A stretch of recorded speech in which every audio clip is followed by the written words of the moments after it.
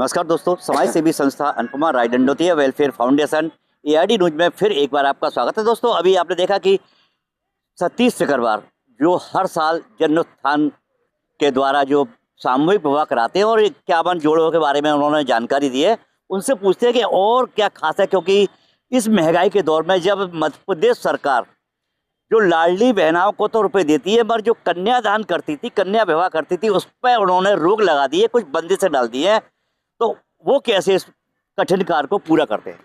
देखो, ऐसा है कि जब सरकार अपने कर्तव्य से वंचित हो गई और विमुख हो गई, तब हमने निर्णय लिया है कि हम ऐसी गरीब कन्याओं की शादी पुनः कोरोना काल के कारण बंद हो गई थी शादियाँ। जनोत्थान न्यास द्वारा प्रतिवर्ष विवाह समारोह कराए जाते थे, निकाह एवं विवाह, और पिछले वर्षों तक हमने 450 से अधिक कन्याओं के हाथ पीले किए।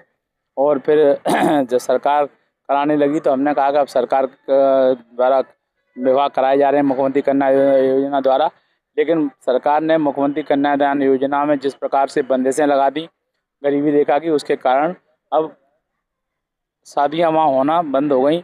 न जनपदों में, न जिला पंचायतों में, न नगरीय निकायों में, न नगर पंचायतों में अब कोई भी जोड़ा नहीं मिल रहा है, क्योंकि उन्होंने गरीबी रेखा की बंदिश लगा दी। सरकार पे पैसा नहीं है, पैसे के कारण सरकार तमाम तरह की बंदिशें लगा रही है, उस कारण तमाम परेशानी हो रही है। मैं इस अवसर पर यही कहना चाहता हूँ आपके चैनल के माध्यम से कि सरकार जब वंचित हो गई तो फिर न्यास आगे आया। न्यास ने पुनः संकल्प लिया और 3 दिवसीय कार्यक्रम यहाँ शादी के संपन्न होंगे। 21 तारीख को कल हल्दी और मेहंदी का कार्यक्रम है और इवेंट कंपनी को हमने पूरा इसको दिया है, और इवेंट कंपनी कल पूरा हल्दी और मेहंदी की थीम पर इसको सजाएगी, इस पंडाल को।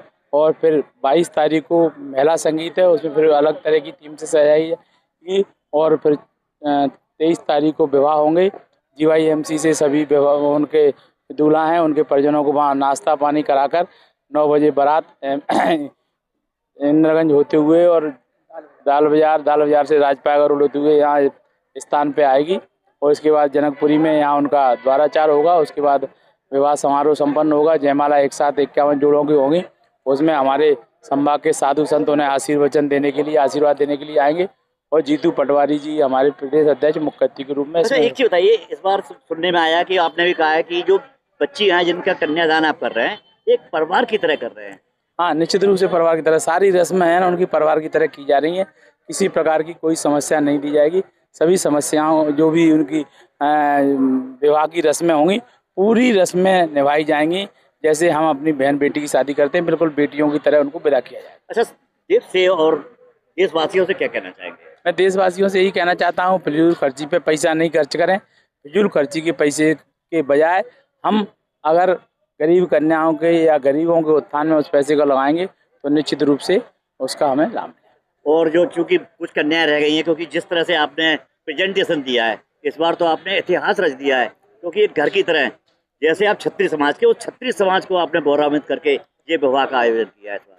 नहीं, इसमें जनोत्थान न्यास में सभी समाज जुड़ा हुआ है और सभी का सहयोग से और पूरे ग्वालियर की जनता के सहयोग से ये हम करते हैं। और जब सभी लोग ग्वालियर के, मैं से आपके चैनल के माध्यम से मैं सभी ग्वालियर वासियों से यही आग्रह करूंगा कि अपने इस समारोह के सहभागी बने और इस ऐतिहासिक क्षणों के भागीदार बने और इसको देखें कि कितना भावुक क्षण यहाँ देखने को मिलेगा जब 51 कन्याओं की विदाई होगी। और जब 51 कन्याओं का यहाँ विवाह संपन्न होगा तो उस समय यहाँ देखें किस प्रकार से। कुछ लोगों को मन ललचा रहा है, वो कह रहे हैं कि सतीश सिकरवार अगला कार्यक्रम विवाह कब करेंगे? अगला कार्यक्रम अगली वर्ष करेंगे। तो आपने देखा, ये सतीश सिकरवार जी का कहना है कि अगला कार्यक्रम हम अगली बार करेंगे, मगर जो 23 तारीख का कार्यक्रम है और 21 तारीख को मेहंदी की रस्म से शुरू होगा, उसमें सहभागी जरूर बनाए और इस कार्यक्रम में शामिल होकर जो नव दंपत्ति हैं उन्हें आशीर्वाद दें। इसी के साथ अगले बुलेटिन में फिर मुलाकात होगी। तब तक के लिए नमस्कार।